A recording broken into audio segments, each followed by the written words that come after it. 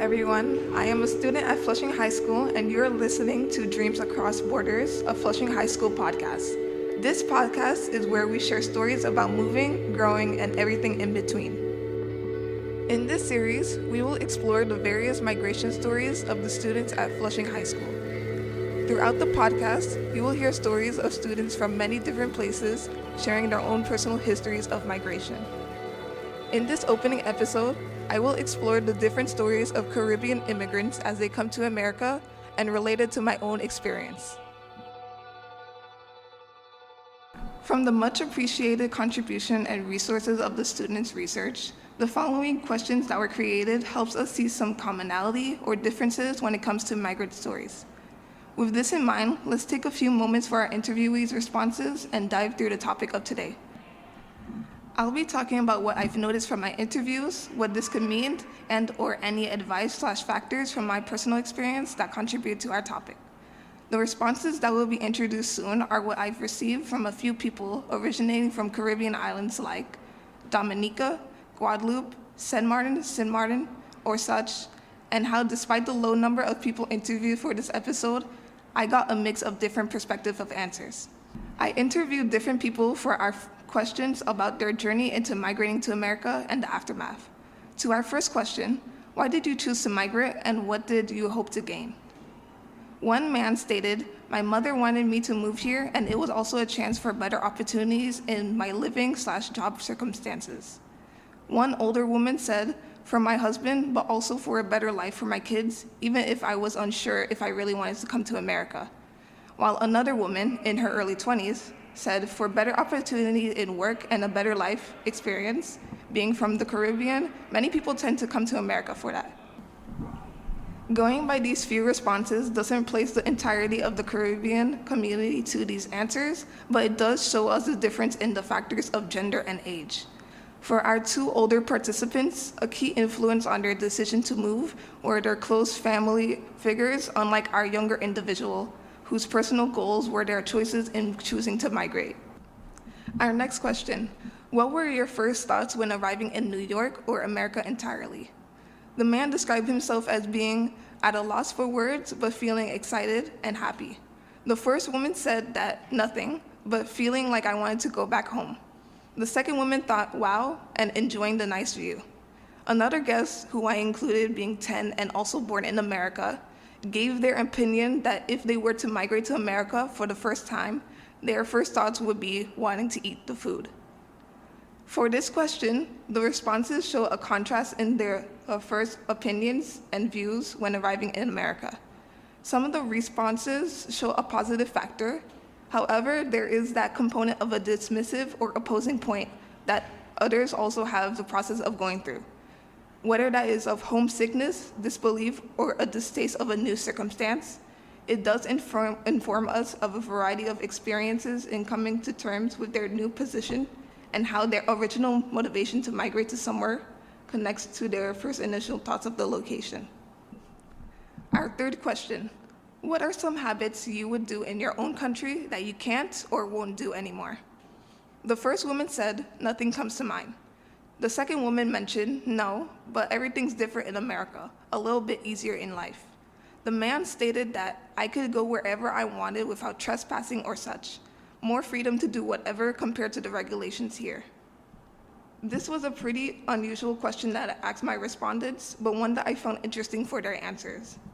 The man gave me an answer that brought up a good point when it comes to the general space or expanses of other places, where, unlike some northern or touristic locations in America, there are more limitations and people that cause a barrier from what people from their original homeland are possibly used to, which is a very unique perspective on the normalities of different countries or islands that people originate from.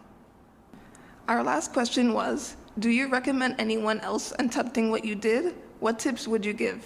Age, time, or place? The first woman said, to make sure you are certain you want to move. It has its pros and cons with opportunities for the whole experience, but it's very hard personally. The second woman mentioned, yes, life would be way easier. The man stated that yes, because it gives them a great opportunity to achieve their dreams. people do stumble up or won't get the access to what they thought they would most likely have with language barriers. Compared to people from Latin or South America and such, people from the Caribbean have more knowledge of English daily to help them. To some of the responses for the last question, there's an understanding of how migrating does tend to help these individuals in how they develop or their progress. There are, however, certain barriers that come along with when one does migrate, and that could be the language barriers, the personal connections, or the commitment of settling a system. For comparison, I had also struggled with these barriers when I migrated to America. When I migrated to America, I was young enough to not recall certain events into the process of actually moving. Before I arrived in America, I was born on the island of Guadeloupe with my parents and siblings, where I briefly remember my early schooling days. Once I made it to America, it was as though I couldn't recall much of my French customs and more of my pressured commitment to knowing English and going to primary school when my dad had gotten a stable job in New York. From then on, it was a troubling process of adjusting to my new space and something I wasn't sure was going to go so great for me personally. My parents had the process presumably easier as they already knew English as a second language, unlike me who only knew French as her only language. With years passing and the steady understanding from my daily interactions, I got used to America and over the years felt more comfortable and happy with what I was making myself to be. Although it wasn't what I originally thought I would have ended up doing by my own decisions, I was glad that I was grateful enough to be where I was with my family, where my siblings ended up migrating to my home a couple years after me. Whilst I don't know what I would have turned out to be if I hadn't moved and stayed in my homeland, and despite the firsthand hardships even after migrating to America, it, like so many of our responsive have mentioned, had its pros and cons of my experience, but can be a great decision on what you want to make for yourself and others.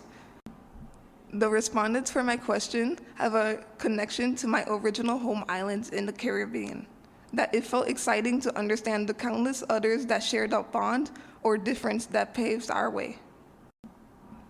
Thank you so much for listening to this episode, and I hope you were able to share a connection or an understanding of the dreams and goals that many of us have for ourselves or others when it comes to migrating somewhere new. In our upcoming episodes, students will explore their personal story of movement and migration in our Flushing High School podcast, Dreams Across Borders.